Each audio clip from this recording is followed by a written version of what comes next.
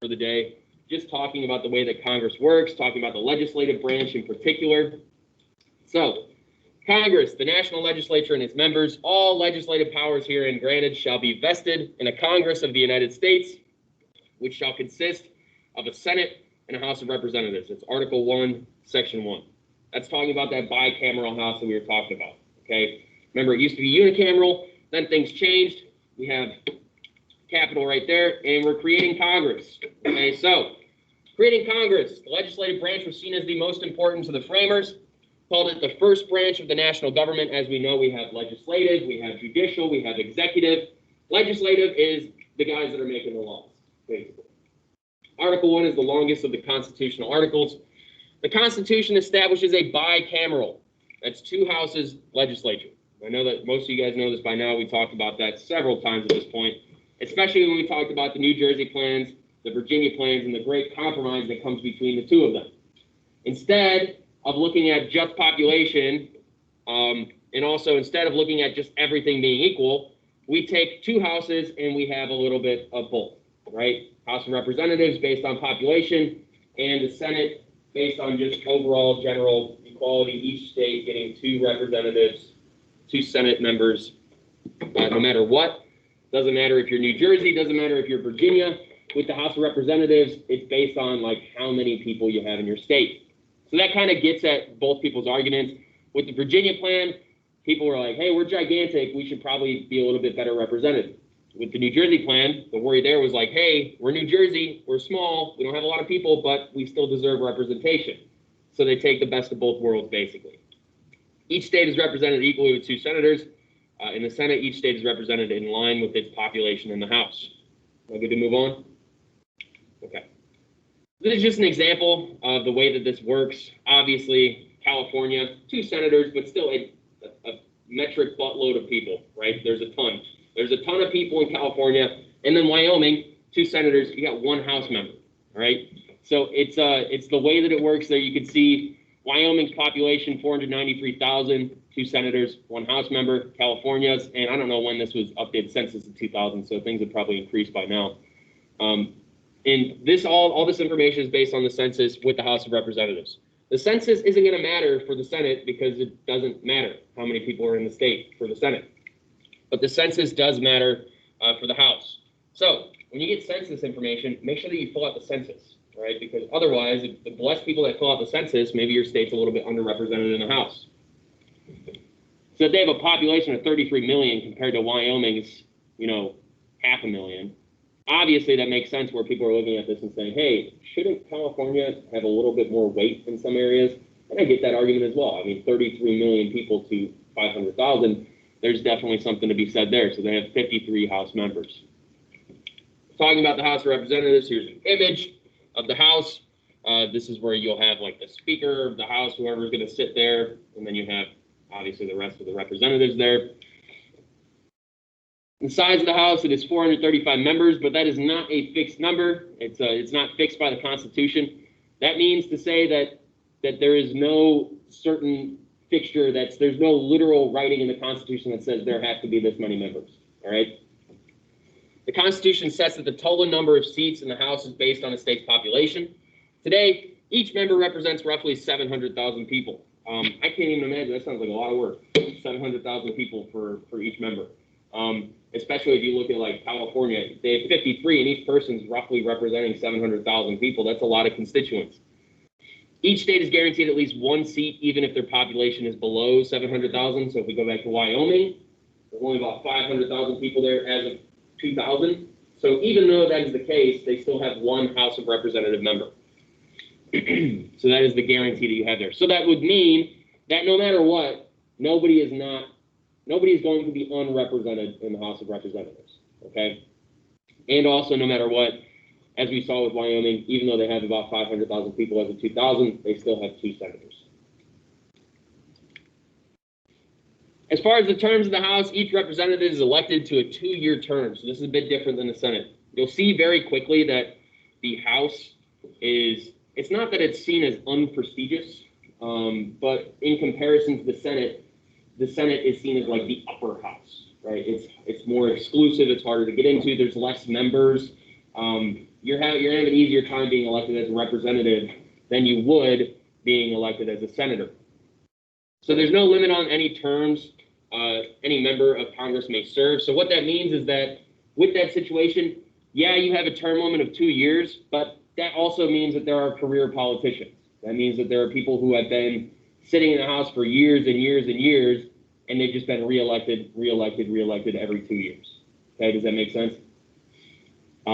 As far as that, only a constitutional amendment can change that, term limits. The Supreme Court has ruled that states do not have the power to limit the number of terms, so this is something that would have to be on a federal level probably. As you see with the constitutional amendment, the states can't make a state amendment in their own constitution. It has to be through the actual Constitution of the United States.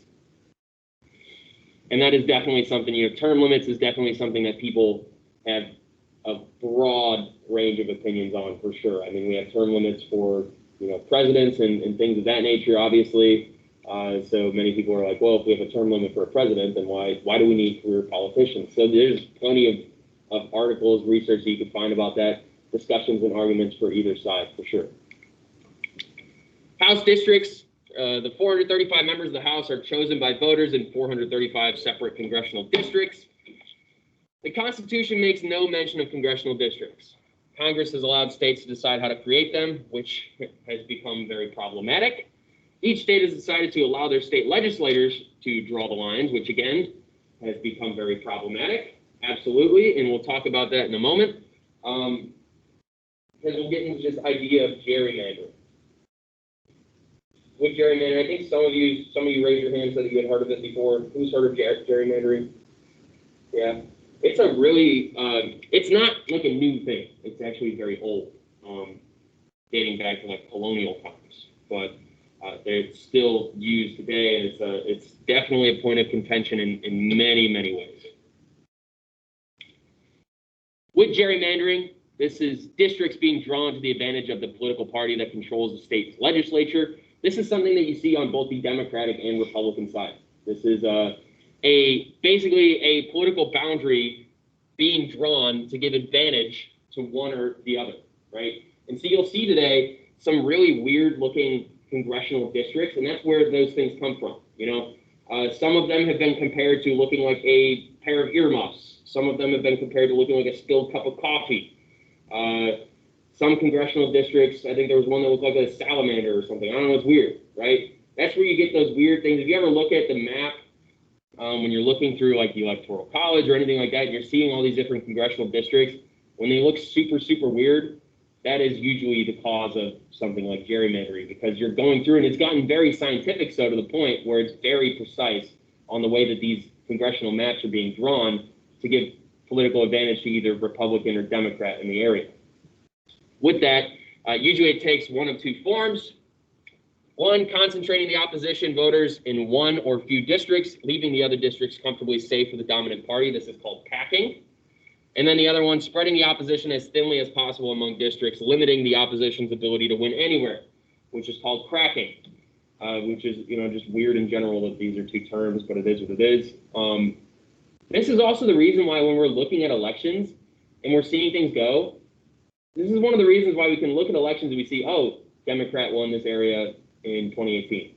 They're probably going to win this area in 2020, right? It's one of the reasons why we see that. It's also one of the reasons why we look through and we have like more concentrations. And this is also one of the reasons why we have politicians coming through and they're saying, I'm going to concentrate my political focus in this area as opposed to this one, because I know for a fact that the way that this is set up, that line will go Democrat every time, or that congressional district is going to go Republican every time. And so it leads to things like that as well, differences in campaign strategy too. With gerrymandering, the main goal is to create as many safe districts as possible for the controlling party. Like I said, make no mistake, this is something that happens on either side. You do seem to see Democrats more up in arms about it, but at the same time, I mean, Democrats as well, when they're in charge, have gerrymandered just the same. So this is something that you might see in the news. It's something you often see talked about. It is the reason why only a handful of seats in the House are actually at risk in each election year. So it's the reason why we focus on certain seats more than others. It is also the reason why compromise is difficult in Congress, because it allows each party to run candidates that are far right or far left. That means that in areas that are safe, you can kind of run whoever, right? In areas that are safe, it doesn't really matter how they're going to poll, because you know that whether they're super far left or super far right, that area is historically blue or red. They're probably going to be voted in no matter what. And even if they have a candidate running against them, that is when you have those situations where if the other side wins, it's usually like a miraculous thing and everybody talks about it on the news, it's an upset or something like that. That is usually what is the cause, looking at gerrymandering as well. So here's some examples of the way that congressional districts are set. So this is in Illinois. This is Stone Park. And sometimes, not always is this a terrible thing, okay? With gerrymandering, there is, especially with the earmuff example, I think it was in I don't know where, somewhere out east, on the East Coast. The reason why some of those things are set up is to group together voters of similar interests. Sometimes. This is definitely not the case all the time. So there are some areas, some districts which have been drawn in a weird way, which is actually beneficial to the voters. But then there are other districts which have been drawn in a weird way, which is not in the benefit of the voters, but more so in the benefit of the party in the area, okay? So examples here, this is Cicero, Chicago, this whole area. Look at this, the way it's set up, all the way over. And some of these dividing lines, the only thing connecting these congressional districts is like a road or like a small area where nobody would even live. So like I said, a lot of this stuff is really precise. You can see it here too. A lot of this stuff, again, Illinois, kind of wholly divided in a bunch of different weird-looking congressional districts. Yeah, this one too. Look at how long this thing is. I think this is the one that they said looks like a coffee spill or something like that. This is, if you're voting in this congressional district, you're voting for candidates that run and kind of control this area, which is weird, right? Obviously, how do you set that up? And so looking at that, the reason why I say sometimes the way that state congressional boundaries are drawn can be to the benefit of the voter is, for the example with the earmuffs, the way that it's set up is kind of like this, in a weird dividing line of two areas. One side of the voters is relatively Latino, and then the other side as well is also Latino, and so their interests are likely to be similar in who they're going to vote for, right? And then in between, the two congressional districts was a largely African-American population. So it's a difference in some ways, but in other ways like this, you see how do you even go about doing that? And a lot of the times, the way that this is done is to give political advantage to either one side or the other, right? To make safe districts that are easy to win, and that, you can kind of put whoever you want in charge. So that is an issue, something to look into a little bit more.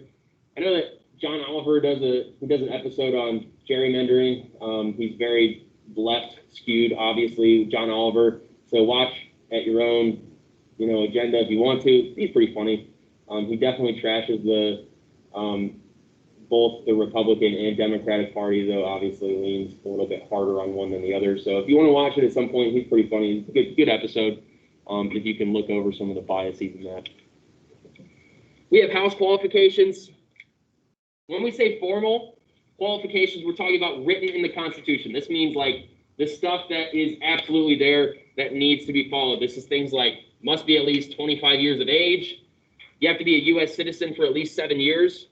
You have to be an inhabitant of a state from which you're elected.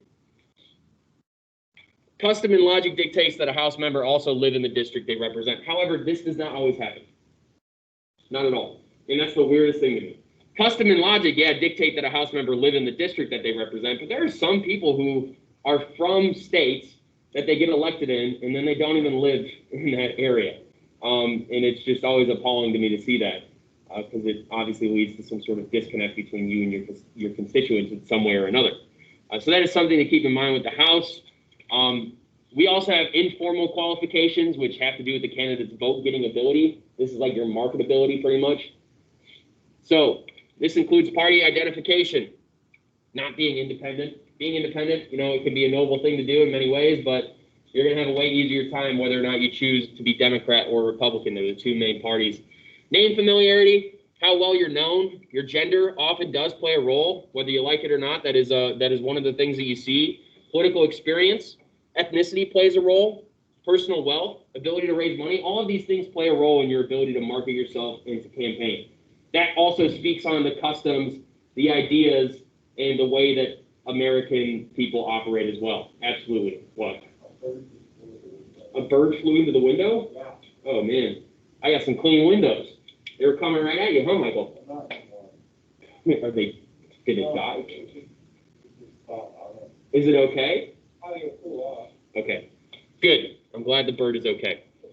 The incumbent is the person who usually, the person who currently holds office, and they almost always have this amazing advantage. If you are an incumbent, which means that you're holding office, the likelihood of you being reelected is so high that, oftentimes you're not even really that worried going into your reelection. That is where the idea of career politicians also comes from. People will vote. If this is your informal thing, if you've been in office for 10 years, you have name familiarity, you have your identification, you have political experience, you probably have personal wealth at that point, right? And if you're able to do all this stuff, there's no way that you're not able to raise money as well. So all of those things come together, and that's part of the reason why being the incumbent is so important. This is something that you see in presidential elections as well. The incumbent president almost always never loses, though that does happen. Over 90% of current House members who seek re-election are successful, all right? So it could be a mountain to climb when it comes to dethroning a different politician and maybe putting somebody else in that place. Let's talk about the Senate. The image of the Senate. I have been to the Senate. I have been to the House. It's very interesting. I was actually standing in a similar spot to this. It's really interesting to see how this kind of operates. You have the Senate floor there, and then the upper area as well. With the Senate, the Constitution says that the Senate shall be composed of 2 senators from each state. Framers hope that the smaller Senate, this is interesting to me, this phrasing that is used here. Framers hope that the smaller Senate would be more enlightened and responsible than the House, which implies that the House is irresponsible in some ways, which is weird, but that's what they're thinking when we're setting up the Constitution for some reason. The Senate is considered to be the upper house. It is not as connected to the people as the House. As you'll see, there's going to be more representatives in the House, and they're representing more people there. The Senate, you have the 2 representatives there. They're probably kind of dealing with terms of higher qualification, obviously longer terms. They are they're going to be in that position longer. They also have a setup of about 6 years instead of 2 years. Only 1 senator from each state can be up for election in an election cycle, so that also leads to more job security as well. With this, we'll look at some of the qualifications too. Am I good to move on? Yeah. With some of the qualifications, senators serve for 6-year terms, and again, no term limit, right? So again, many people have an issue with that. I myself, especially looking at a 6-year term, you might want to look into that a little bit more. Who knows? 2-year term, who knows? But 6-year term, there's a bit of job security there as well. Senators' terms are staggered, so only a third. 33 or 34 senators' terms expire every 2 years. The Senate is a continuous body because all of its seats are never up for election at the same time. So you have a little bit less campaigning, a little bit less election to focus on. Yeah. If only 1 senator can be up for election, why was there 2 senators up in Georgia? There was what is it? One of them, were they not? And I'll have to look into this a little bit more, but one of them, I think Kelly Loeffler wasn't actually elected, right? So I think maybe that plays a role. And they were also runoff positions too, so it's a different kind of special election. So I have to look a little bit more into that, and I'll get back to you on that. But yeah, we did have the 2 Georgian senators where Warnock and Ossoff took over for Loeffler and Perdue. So I have to look a little bit more into that situation as well. But I'll check after the notes, and I'll get back to you. But I think it might have something to do with that. I don't know. I think David Perdue was elected, but I think Loeffler might have been appointed, so it might have something to do with that as well.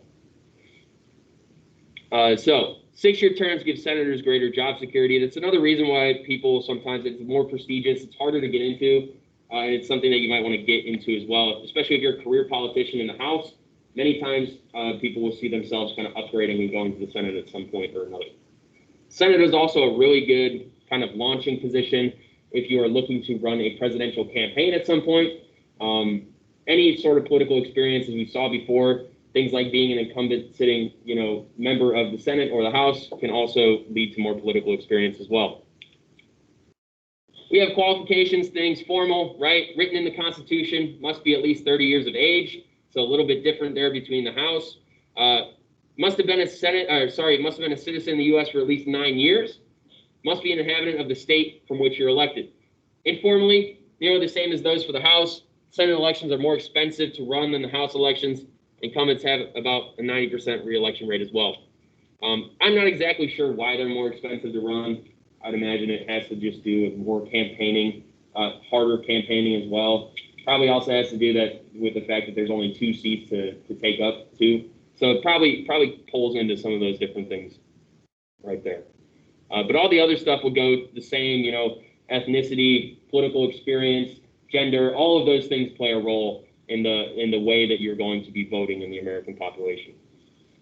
That is why we also look at things like the way that different ethnic minorities vote in the United States as well. And that is why sometimes you'll have certain senators or Republicans say things like, I need to win the Latino vote. I need to win the African-American vote. And then if they lose that vote, they can have a harder time getting election in certain areas, for sure. Some of the differences here that we're seeing: House of Representatives, 2-year terms, again, 435 voting members. Smaller constituencies, elected from districts of approximately equal populations, all elected every 2 years. Modest prestige, less national media attention. With this, you do sometimes see some representatives getting more media attention, people like Marjorie Greene Taylor, and then Gates is a representative as well. So you do see some of that as well, going through. And usually if you're getting media attention in the House, it's because you didn't do something great, whereas in the Senate, it seems to be media attention all the time is focused on the Senate, especially if something very important or important piece of legislature gets passed from the House to the Senate. All eyes are on the Senate because that is the in-between between the House and the president, right? So there are many times where things will get passed in the House and then they're killed in the Senate. And that's because the Senate has so much power, right? The House has power as well, but differences in who controls the House, who controls the Senate, all these things play a role as well. With the Senate, there's a 6-year term, 100 members. Larger constituencies, as you might imagine, because they're elected from the entire state. There's also only 2 of them. So whereas there are 53 members, according to the 2000 census for the House in California, there's still only 2 senators for 33 million people, right? So you can see where some of the prestige comes in there and why it's a little bit more difficult to get involved. 1/3 elected every 2 years, high prestige, more national media attention. As far as members of Congress, how representative is Congress? It's getting better, though there's still some serious underrepresentation in our Congress. College degrees, 27% of Americans, 93% of the 110th Congress. So a lot of college education there. Women, 51% of Americans are women, yet only 17% of the 110th National Congress are women. Age 60 or older, you do see that 70% of Americans are 60 or older, yet 40% of the 110th Congress is represented by those who are 60 and older. This is a point of contention for a lot of people as well, a lot of young people. Looking at, who's deciding rules, who's creating legislature, is sometimes you're looking at the past context of maybe the way that some people were raised and things that go into cultural views and values. And the difference between opinion between young and old is often a thing that you see with a point of contention very, very, very often. And then foreign-born, 13% of Americans are foreign-born, 2% of the 110th Congress is foreign-born members. They come from places like Canada, Cuba, Hungary, Japan, Mexico, the Netherlands, Pakistan, Taiwan, a bunch of other places. Some of the other things that say on here, the 110th Congress was, on average, the oldest that has ever served. The oldest member was 83. The youngest was 31. We are seeing a little bit more young people in our Congress now. I think John Ossoff is the current youngest member, if I'm not mistaken. I'm pretty sure he was the youngest member since Joe Biden was elected when he was not ancient, right? When he was a lot younger. So it's been a while. The first woman in Congress was Jeannette Rankin. She was a Republican from Montana, a suffragist, and a peace activist elected in 1916. In the first Congress elected in 1789, only 48.4% of the members had college degrees. Today, 44% of senators and representatives have law degrees. It's a big thing. Usually, if you're getting into politics, there's a bunch of different things. You might have a history degree. A lot of people who get law degrees tend to get history degrees in undergraduate and then go on to a graduate law degree. So there's something to be said there. Some people get political science degrees. Especially if you're in the legislature, though, it does not surprise me that a lot of people get law degrees for this particular job. The jobs of the members, 5 jobs of congressional members. 1, legislatures, they're making laws. 2, representatives of their constituents. This is the jobs that they do. So they make laws. They represent their constituents, which is basically the people that they represent. They serve the will of the people most of the time. Committee members become specialists in certain areas. We saw with Marjorie Greene Taylor, there was a situation where she was like censured. She was removed from a committee. So things like that do happen as well. You can be appointed to a committee. You can be taken off of a committee. Committees are, again, specialized areas where you probably bring up, create, and introduce certain laws. Servants of constituents, which kind of gets back to be the same thing as 2, but they help people. They help the people they represent with problems they may have with the government. And then 5, politicians. They work the system to benefit their district and state. So that is a thing that you see often. Many politicians are very pro their state, obviously. So they're looking at this and they're saying, how can I help the state of Indiana? How can I help the state of Illinois or New York or whatever? What can I do in the legislature to help my state overall? And that's what's happening with congressional members. How Congress votes. To represent their constituents, Congress casts their votes based on one of 4 perceived roles. These are kind of interesting because this is things that even I, having studied history and government for a little while, that I didn't really get too deep into. So to see this today is definitely something to pay attention to. So number 1, with these roles, delegates, they act as agents of the people who elected them. They find out what those back home think, what they want, and then they vote that way. They're willing to suppress their own view in favor of the constituents. They're willing to put aside their own views on certain things if it means that the people that they represent want something differently. For example, whether or not you are paying too much attention to the, again, allegations of sexual misconduct. Going aside from that for a point, Andrew Cuomo, being very staunchly against marijuana legalization, has recently kind of proposed, and I think they introduced and made marijuana completely legalized in New York. So it seems to be in that situation that Cuomo's constituents wanted that more than he did, yet he still sided with it and was in favor of it because he was acting as a delegate. Trustees believe each question faced must be decided based on own opinions. Their conscience and own judgment are their guides. Call issues their way, regardless of the views held by a majority of their constituents. These are basically like this is like a choose your fighter, right? Choose your fighter. You want a delegate? You want a trustee? Who do you want, right? And there's a couple other ones too. You good to move on? There's also partisan. They believe their first allegiance is to their political party. These are people that will come in and they will say that no matter what, if I'm Democrat, I'm voting what the Democrats want. No matter what, if I'm Republican, I am voting with the Republican Party.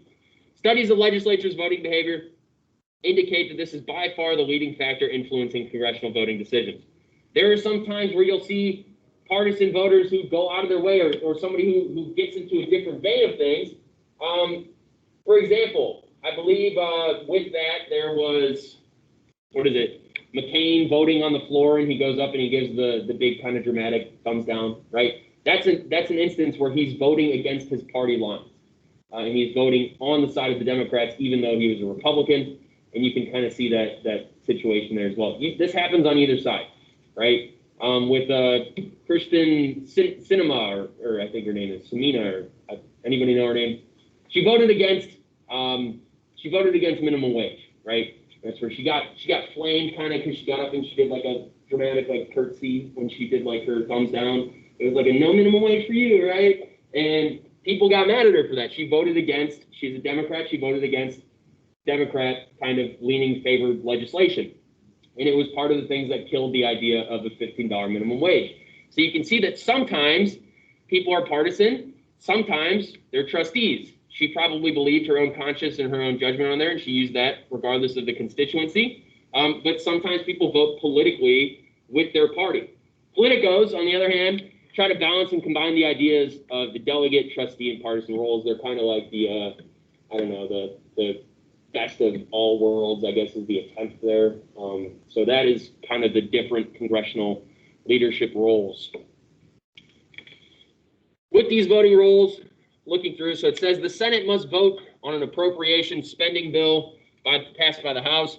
It includes earmarks, funds designated for specific projects for hospitals for the state college system in Senator Miller's home state, as well as projects in other states. Senator Miller may decide to act as a delegate, a trustee, a partisan, or a politico. How should he vote? As a delegate, Senator Miller, although Senator Miller, the person, ally, thinks that it is a bad policy to run a deficit, polls show that his constituents support this bill. As a delegate, he would then vote for the bill. Even if he doesn't believe in it, even if he thinks it's a bad idea, polls, different things are coming through saying that the people that I represent as Senator Miller, I am going to roll with what my constituents want. As a trustee, Senator Miller's personal goal is a balanced budget. This is what he believes in. His constituents trust him. As a trustee, he would vote against this bill because it would cause another year of deficits. As a partisan, Senator Miller believes that it is important for his party to show that they can get things done. As a partisan, he would follow the party leadership and vote to pass the bill. And then as a politico, Senator Miller attempts to balance the views of his constituents, his own views, those of his party, and other considerations. I would say that most of the time, no matter what you are, most politicians would probably claim to be a politico, but they probably aren't, right? You may be a delegate, you may be a trustee, you may be partisan, but being a politico is probably the best look all around, other than being maybe a delegate or trustee as well. But it still doesn't get rid of the fact that being a partisan is one of the most prominent, most well-known, most well-seen things in our politics in general. So that is the notes for the day. The rest of the class time is your guys's to do with it what you might need, whatever you might have. There is some independent study time. So if you have like stuff that you guys are working on, stuff that you need for my class that you need to finish, whatever you might have, go ahead and take this time to work on that.